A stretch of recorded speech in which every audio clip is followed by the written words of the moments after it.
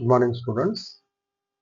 இப்போ accounts from incomplete recordsல one words choose the correct answers மெத்தட்ல நம்ம பார்க்க போறோம். ஒரு 10 one word இந்த வீடியோல பார்க்கலாம். அதில் first one an important feature of incomplete record அப்படிங்கிறது. இதில் இம்பார்ட்டன்ட் ஃபீச்சர் என்னன்னு கேட்குறாங்க. இன்கம்ப்ளீட் ரெக்கார்ட்ஸுடைய இம்பார்ட்டன்ட் ஃபீச்சர் என்னன்னு கேட்குறாங்க. இந்த debit and credit aspect of all the transactions are recorded. Debit and credit aspect வந்து எல்லா டிரான்சாக்ஷனுமே இங்கே ரெக்கார்ட் பண்ணிடுறோம் சிங்கிள் என்ட்ரியில் அப்படிங்கிறாங்க. இது வந்து ஆன்சர் கிடையாது. ஏன்னா அதில் வந்து எல்லா ஆஸ்பெக்ட்டுமே பண்ணுறது இல்லை. Debit and credit aspect of all the transaction are not recorded. This is the correct answer. So answer வந்து பி. ஆன்சர் வந்து பி. அடுத்தது செலக்ட் த ஓட் அவுட். இதில் பொருந்தாத ஒன்றை இதிலிருந்து வெளியெடுக்கணும். 3 வந்து கரெக்டாக இருக்கும், 1 வந்து வித்தியாசமாக இருக்கும். அது எதுன்னு கண்டுபிடிக்கணும். First one statement of affairs method. இது வந்து இன்கம்ப்ளீட் ரெக்கார்ட்ஸில் ஃபாலோ பண்ணுறது. நெட்வொர்க்ஸ் மெத்தட் இதுவும் ஃபாலோ பண்ணுறது. Capital comparison method also accounts from incomplete ரெக்கார்டில் ஃபாலோ பண்ணுறது. அப்போது last one straight line method. இது வந்து டெப்ரிசியேஷனில் ஃபாலோ பண்ணக்கூடியது. ஸோ ஆன்சர் வந்து என்னென்னா ஸ்ட்ரெயிட் லைன் மெத்தட். டி தான் ஆன்சர். அடுத்தது 3வது கொஸ்டின் ப்ராஃபிட்டா லாஸ் கண்டுபிடிக்கிறது. ஈக்குவேஷன்ஸ் ஃபாலோ பண்ணணும். அதில் closing capital plus drawings minus additional capital minus opening capital. This is the correct statement. ஒரு ப்ராஃபிட்டோ லாஸோ கண்டுபிடிக்கணும் அப்படின்னா க்ளோசிங் கேபிட்டல் கூட டிராயிங்ஸை கூட்டிட்டு அடிஷ்னல் கேபிட்டலை கழிச்சிட்டு ஓப்பனிங் கேபிட்டல் கழிச்சோம்னா நமக்கு லாபமா நட்டமான்னு தெரியும். This is the answer. So இதுக்கான ஆன்சர் வந்து ஏ. அடுத்தது there is no additional capital and drawings during the year in a business entity. அதாவது எந்த ஒரு அடிஷனல் கேபிட்டலோ டிராயிங்ஸோ டூரிங் த இயர் போடலையா. Closing capital is lesser than opening capital. Closing capital is lesser than opening capital. அப்போ closing capital எப்படி இருக்கான்? Opening கேபிட்டலோட குறைவாக இருக்கிறது. So in this situations there will be. இப்படி இருந்தால், அதாவது க்ளோசிங் கேபிட்டல் ஆனது ஓப்பனிங் கேபிட்டலோட குறைவாக இருந்தால் அது என்ன வரும்னா லாஸாக தான் இருக்கும். ஓகேவா? க்ளோசிங் கேபிட்டல் வந்து இறுதியில் ஆண்டு இறுதியில் நமக்கு 2 லட்சம் தான் இருக்குது. ஆனால் ஓப்பனிங் கேபிட்டல் 3 லட்சம். 3 லட்சம் போட்டு தொழில் தொடங்கினா இறுதியில் 2 லட்சம் தான் இருக்குது. அப்படின்னு என்னவாகும்? நட்டமாகும். அப்போ ஆன்சர் வந்து என்ன? Loss during the year. B தான் ஆன்சர். அடுத்தது read the questions and answer according to the following key.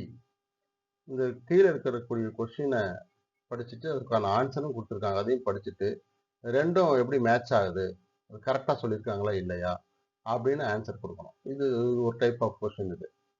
அதாவது கீழே கொடுத்துருக்கக்கூடிய ஸ்டேட்மெண்ட்டை அதுக்கான ரீசன் அசர்டைன் பண்ணி அதனுடைய ரீசனை கரெக்டாக இருக்கான்னு பார்க்கணும்.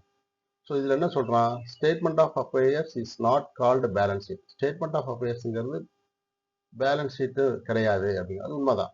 Statement of affairs is not called balance sheet, அது உண்மை. அது இப்போ ரீசனில் சொல்கிறான்னு பார்க்கணும். The value of all assets and liabilities shown in the statement of affairs are not fully based on the ledger balance. இது கரெக்ட்.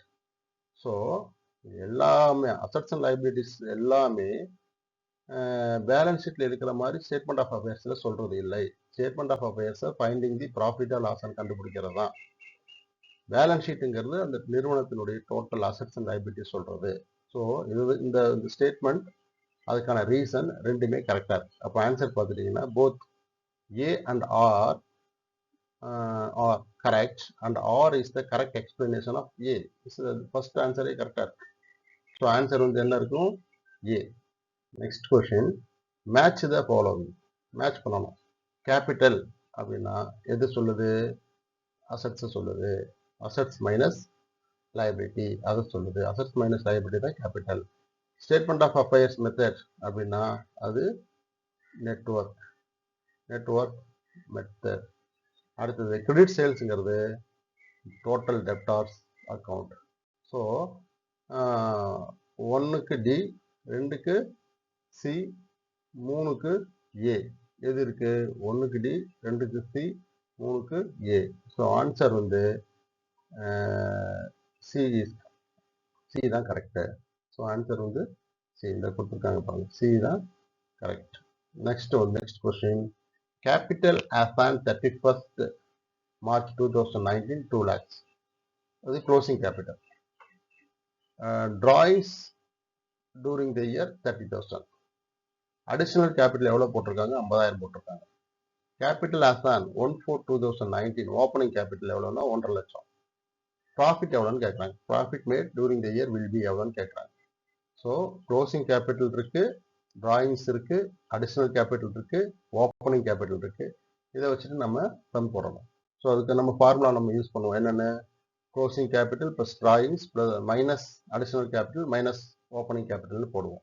இங்கே க்ளோசிங் கேபிட்டல் 2 லட்சம், drawings 30,000 கூட்டிக்கிறோம். கூட்டினோம்னா மொத்தம் 2,30,000 ரூபாய். அது கூட அடிஷனல் கேபிட்டல் 50,000 கழிச்சோம்னா 1,80,000. இது வந்து adjusted capital. So adjusted capital minus opening capital will be profit and loss கிடைக்கும். இங்கே அட்ஜஸ்டட் கேபிட்டல் 1,80,000, ஓப்பனிங் கேபிட்டல் வந்து 1,50,000. ஸோ டிஃபரன்ஸ் 30,000 எக்ஸஸாக இருக்கு. க்ளோசிங் கேபிட்டல் அட்ஜஸ்டட் கேபிட்டலில் 30,000 அதிகமாக இருக்கு. அதனால இது ப்ராஃபிட். ஸோ இந்த ஆன்சர் வந்து என்னது? ஏ, 30,000. அடுத்தது டெப்டார்ஸ் ஆன் 1st January 2017 80,000. டெப்டார்ல ஓப்பனிங்ல 80,000 இருக்கு. கேஷ் அவங்ககிட்ட இருந்து வாங்கினது 70,000, டிஸ்கவுண்ட் அவங்களுக்கு அலோவ் பண்ணது 1000. அப்போ டெப்டார்ஸ் க்ளோசிங் பீரியட்ல எவ்வளோ இருக்கு அப்படின்னா 1 லட்சம் இருக்கு. நம்ம going to find out credit sales எவ்வளோன்னு கண்டுபிடிக்கணும். ஏபிசி டிஇ கொடுத்துருக்கான், 3 கொடுத்துருக்கான். ஸோ நம்ம இதை வச்சு நம்ம ஆன்சர் போடணும். ஓப்பனிங் டெப்டார் 80, கேஷ் ரிசீவ் பண்ணது 70, டிஸ்கவுண்ட் 1 லட்சம், க்ளோசிங் டெப்டார் டிஸ்கவுண்ட் அலௌடு 1000 ரூபாய், க்ளோசிங் டெப்டார் வந்து 1 லட்சம் ரூபாய். இதில் பார்த்துட்டிங்கன்னா க்ளோசிங் டெப்டார் 1 லட்சம் போட்டாச்சுது. கேஷ் ரிசீவ் பண்ணது அந்த 30,000 டிஸ்கவுண்ட்டையும் கூட்டி மொத்தம் 31,000 ரூபாய் அந்த க்ளோசிங் டெப்டார் கூட ஆட் பண்ணிக்கிறோம். டோட்டலாக 1,71,000. இது டெப்டாருடைய மதிப்பு. ஓப்பனிங் டெப்டார் 80,000 ரூபாய் கழிச்சிட்டிங்கன்னா 91,000 கிரெடிட் சேல்ஸ். இதுதான் இந்த ஃபார்முலா. இது லெஜர் மாதிரியும் போடலாம். இது வந்து ஒன் வேர்டாக இருக்கிறதுனால இந்த மாதிரி ஷார்ட் ஃபார்மில் போட்டுக்கலாம். அடுத்தது which of the following statement is false. எந்த ஸ்டேட்மெண்ட் ஆனது ஃபால்ஸான ஸ்டேட்மெண்ட்னு சொல்கிறாங்க. First A, double entry system is not suitable for all type of organisation. ஏவே வந்து கரெக்டான ஆன்சர் தான்.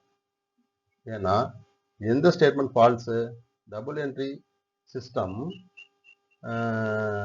Is not suitable. இது இப்போ டபுள் என்ட்ரி சிஸ்டம் தான் எல்லாத்துக்கும் சூட்டபிள். ஏன்னா எல்லாமே டேக்ஸ் ஆஃபீஸர்ஸ்லேருந்து கவர்மெண்ட் அத்தாரிட்டிஸ்லேருந்து all are double entry system தான் அப்ரூவ் பண்ணியிருக்காங்க. அதை தான் நம்ம ஃபாலோ பண்ணணும். அதுதான். ஸோ இங்கே என்ன சொல்கிறாங்கன்னா இது ஃபால்ஸான ஸ்டேட்மெண்ட். ஃபால்ஸான ஸ்டேட்மெண்ட் தான் கேட்டிருக்காங்க. எது?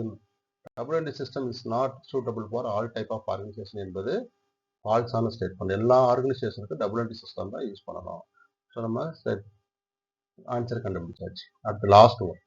when capital at the beginning is 40,000, opening capital 40,000 ரூபாய். drawings during the year 10,000, 10,000 ரூபாய். profit made during the year 20,000, லாபம் வந்து 20,000 ரூபாய். the additional capital introduced 30,000, ஒரு 30,000 ரூபாய் வந்து அடிஷனல் கேபிட்டலாக கொடுத்துருக்காங்க. Find out the capital at the end. Closing capital என்னன்னு கேட்குறாங்க. ஓப்பனிங் கேபிட்டல் கொடுத்துருக்காங்க. அப்போ நம்ம அந்த ஃபார்முலாவை ரிவர்ஸ் பண்ணணும். க்ளோசிங் கேபிட்டல் கூட தான் டிராயிங்ஸை கூட்டுவோம், அப்புறமா அடிஷனல் கேபிட்டலை கழிப்போம். அந்த ஃபார்முலாவை இங்கே மாற்றோம். ஓப்பனிங் கேபிட்டலில் 40,000 ரூபாய் போட்டாச்சுது. அது கூட டிராயிங்ஸ் கழிக்கணும். க்ளோசிங் கேபிட்டலாக இருந்தால் கூட்டணும், ஓப்பனிங் கேபிட்டலாக இருந்தால் கழிச்சிட்டோம்னா 30,000 ருபீஸ். இது கூட ப்ராஃபிட் ஆட் பண்ணணும். ப்ராஃபிட் 20,000 ஆட் பண்ணோம்னா 50,000 ருபீஸ். இது கூட அடிஷனல் கேபிட்டல் ஆட் பண்ணோம்னா 50,000 + 30,000, க்ளோசிங் கேபிட்டல் 80,000. ஸோ அந்த ஃபார்முலாவில் என்ன இருக்கோ அப்படியே ரிவர்ஸ். அது ஒரு தடவை நான் சொல்கிறேன். கேபிட்டல் க்ளோசிங் கேபிட்டல் கூட டிராயிங்ஸை கூட்டி அடிஷனல் கேபிட்டலையும் ப்ராஃபிட்டையும் எல்லாமே நம்ம என்ன பண்ணுவோம்? கழிப்போம். இங்கே அது என்ன பண்ணோம்? ரிவர்ஸ். ஓப்பனிங் கேபிட்டல் கொடுத்துருக்காங்க, find out the closing capital கேட்டிருக்கிறதுனால ரிவர்ஸ் ஆகுது. அதனால ஓப்பனிங் கேபிட்டல் கூட டிராயிங்ஸை கூட்டி ப்ராஃபிட் இருந்தால் சாரி ஓப்பனிங் கேபிட்டல் போட்ட டிராயிங்ஸை கழித்து ப்ராஃபிட் கூட்டிட்டு அடிஷனல் கேபிட்டல் கூட்டிட்டோம்னா நமக்கு கிடைக்கிறது க்ளோசிங் கேபிட்டல். ஸோ இதெல்லாம் பார்த்துக்கோங்க.